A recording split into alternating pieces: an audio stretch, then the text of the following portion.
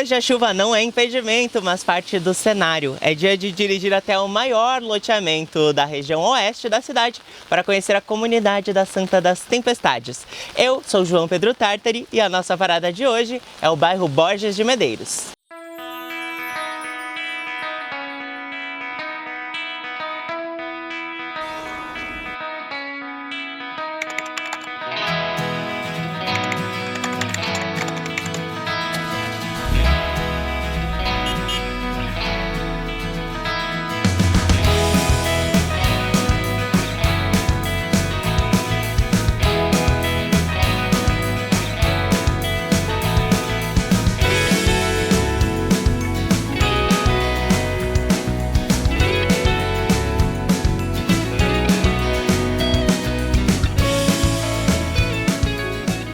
Basta caminhar aqui pela Rua Abraão Trentin para entender a dinâmica do bairro Borges. Ele tem duas regiões bastante marcadas, uma mais rural, em direção ao bairro Portal do Sol, e uma mais urbana. Essa última se estende principalmente pela Rua Bento Gonçalves, mas entra em algumas outras vias mais ao norte e ao leste do bairro.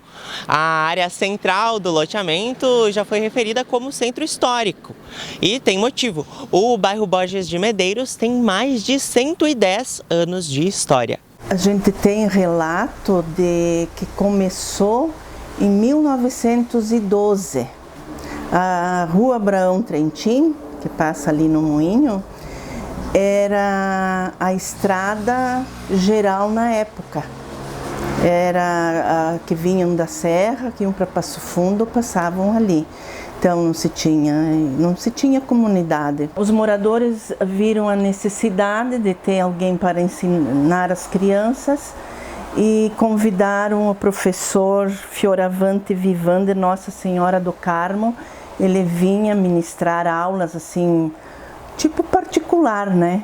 Tinha um galpãozinho na Abraão Trentin Sul e ele ministrava aulas ali.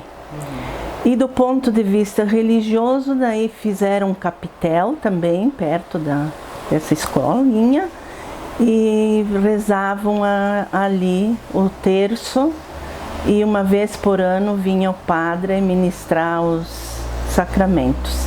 Lucida Domênico foi quem registrou o histórico da comunidade. Entre um cafezinho e outro preparados por ela, a professora nos contou como funcionou o princípio do bairro Borges de Medeiros, bem como a origem do nome da comunidade. Vem do senhor que ele ovacionava na rua Viva Borges de Medeiros, né?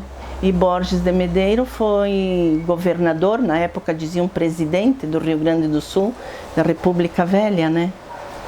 Ele era fã desse Borges de Medeiros e ele saía pela rua aplaudindo e ovacionando e acabou ficando esse nome. O bairro tinha uma aparência muito mais rural. Eu vim morar para cá em 75. Daí em 75 já estavam pensando no salão, já estava construído o salão.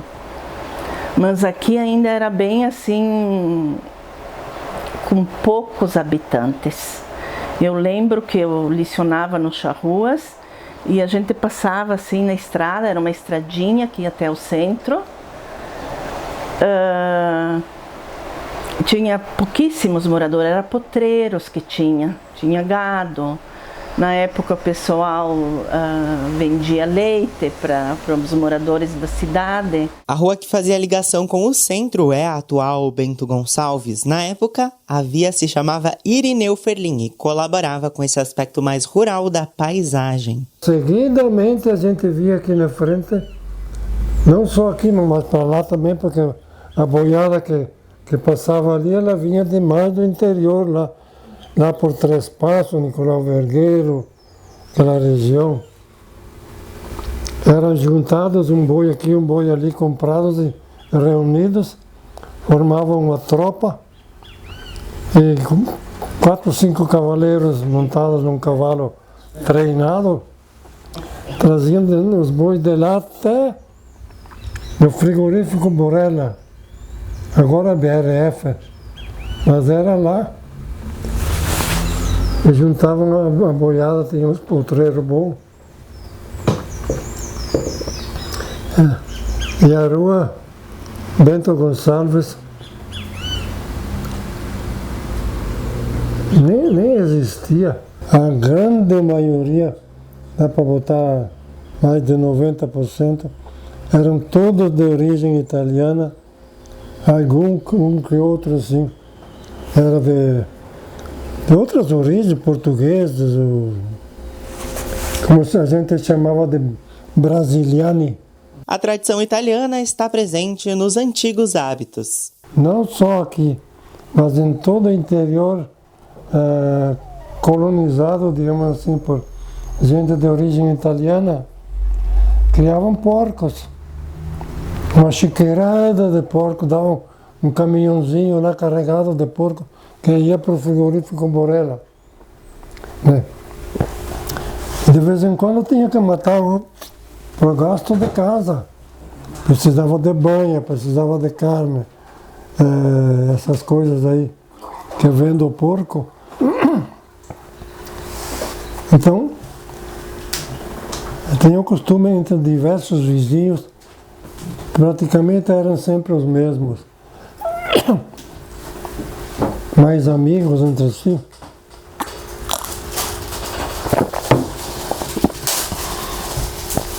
Que era repartido o porco e levado uma parte, digamos, uma paleta para você.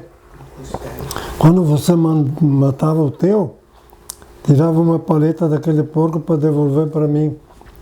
E ambos tínhamos outros amigos, assim, vizinhos com os quais a gente trocava. O sistema italiano, sabe? A comida italiana, o trabalho italiano, os animais, as vacas, as ovelhas, os porcos, todo mundo tinha os seus animaizinhos em casa para sustento da família, né? A história e a tradição são os aspectos mais marcantes do Borges de Medeiros. E elas se mantêm mesmo nos estabelecimentos comerciais do bairro. Já existia um moinho, mas era um moinho colonial, sabe? Moinho antigo. O prédio era de madeira, era uma coisa pequena, né? Antes era um moinho colonial, sabe? Só prestava serviço para os colonos, descascadorzinho de arroz pequeno e a fabricação de farinha de milho antigo, com pedra, moída a pedra. Depois a gente foi inovando, né? Eu fui inovando, botando máquinas modernas. Hoje eu tenho uma máquina que faz a farinha aí, que a peneira, por exemplo, vem da Suíça. E a gente foi inovando, né? Fui eu mesmo que coloquei o nome de Moinho Santa Lúcia por ser devoto de Santa Lúcia.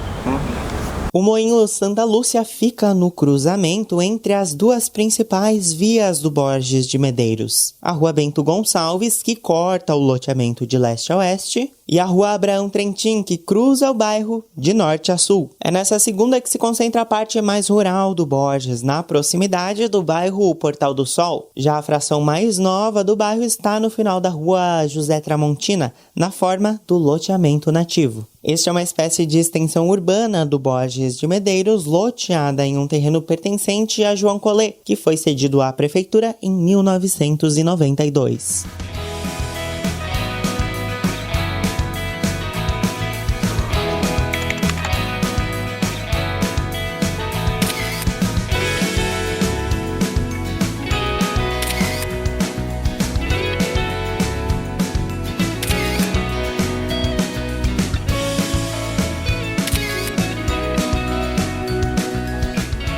Entre as ruas Bento Gonçalves e Joana Reck-Molin está uma escola que tem quase a idade do município. Surgida em 1962 com o nome de Escola Monteiro Lobato, ela passou a atender os alunos do bairro. E, apesar dos 61 anos, ela segue mais do que moderna. A gente saiu, vou dizer assim, que de um passado para um futuro fantástico.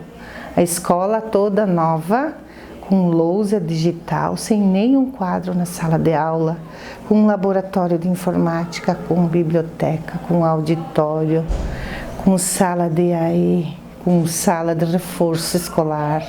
Então, a gente voltou para cá com uma escola hipermoderna, maravilhosa, para trabalhar. Com as mudanças, a estrutura passou a funcionar por mais 4 horas. O motivo? A instalação dos cursos técnicos de administração e de meio ambiente do IFSU no prédio da Elpidio Fialho. Elas trabalham das 6h30 às 10h30 e elas usam a nossa sala. Então a gente só tem os computadores, tem 2 usuários, usuário da IFSU, usuário da Elpidio, e o aluno ele vai ficar online, né? Ele faz o curso todo online, presencial, uma vez por mês. Que daí eles vão estar usando o laboratório e o auditório, essas 2 salas. Então, o mês que eles têm que vir assistir a aula é no auditório e depois prestar a prova é tudo no computador, daí eles usam o laboratório. Mas já está feita a parceria, já tem alunos matriculados, já tem turma formada. As reformas iniciaram em 2021. No período, a AMF funcionou no Salão Paroquial Frei Gentil. Ficamos 2 anos lá. E nesses 2 anos a escola foi transformada, né? Então ela foi toda remodelada, foi feito todo um novo projeto. Então a prefeitura adquiriu também o terreno de cá, que daí mudou a entrada, saiu da Bento Gonçalves e veio para Joana Reck, porque o movimento lá era muito perigoso. Nessa segunda gestão do prefeito Iura, foi assumido o compromisso na época de ampliação da escola Elpidio Fialho. Foi praticamente feita uma escola nova, foram mais de R$2.500.000 de investimento na remodelação. Foi feita hoje a escola mais moderna do município de Marau, está aqui, que é a nossa escola Elpidio Fialho. Antes era biblioteca e computação junto, hoje não. Tem um laboratório tudo de notebook, tem 30 note separadinhos, somente para note. Auditório também, um auditório com 75 lugares, tudo com cadeira de cinema, com a lousa lá. Então, tudo separadinho. A biblioteca também, toda modelada, toda nova, tudo com cadeiras, mesas, um espaço bem gostoso para leitura, tudo novo, tudo separadinho. A sala do AI também nós não tínhamos aqui, também foi aberta a sala do AI. A gente atende os alunos da nossa região aqui de educação infantil também, é atendido aqui na sala de AI.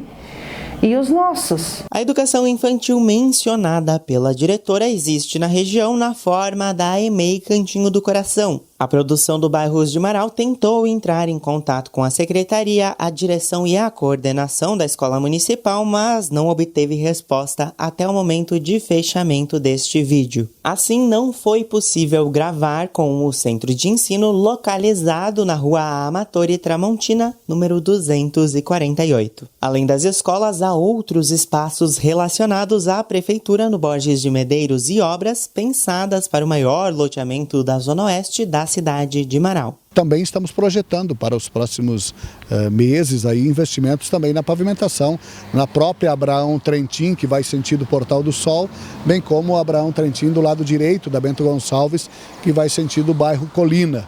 Então são essas as projeções que nós temos para os próximos dias de investimentos, além do estudo de se fazer uma área de lazer aqui atrás da escola Elpidio Fialho e também da creche Cantinho do Coração. Isso está ainda em fase de projeção disso, está sendo feito o projeto, para que ali na frente a gente possa executar esta obra e entregar para a comunidade. O próprio secretário tem uma relação muito próxima com o bairro. Desde a nossa infância, quando viemos para cá, porque nós nascemos aqui no Tamanco Pega, E a nossa família veio para o bairro Borges, então nós temos uma relação muito legal, nós temos as melhores lembranças da nossa infância, da nossa juventude, nós temos aqui uns amigos. Quando nós iniciamos, por exemplo, o trabalho que a dona Negrota, que mora aqui no centro do bairro, que nós levávamos leite para a cidade, bem na nossa adolescência, quando nós íamos na escola. Então, eu acho que foi uma passagem muito importante da nossa vida. Através de muito esforço, com o auxílio de todos, os irmãos, o pai e a mãe, a gente conseguiu comprar um terreno e também com o auxílio de algumas pessoas conseguimos construir a nossa casa aqui na rua Francisco Sá, nesta rua bem em frente à igreja.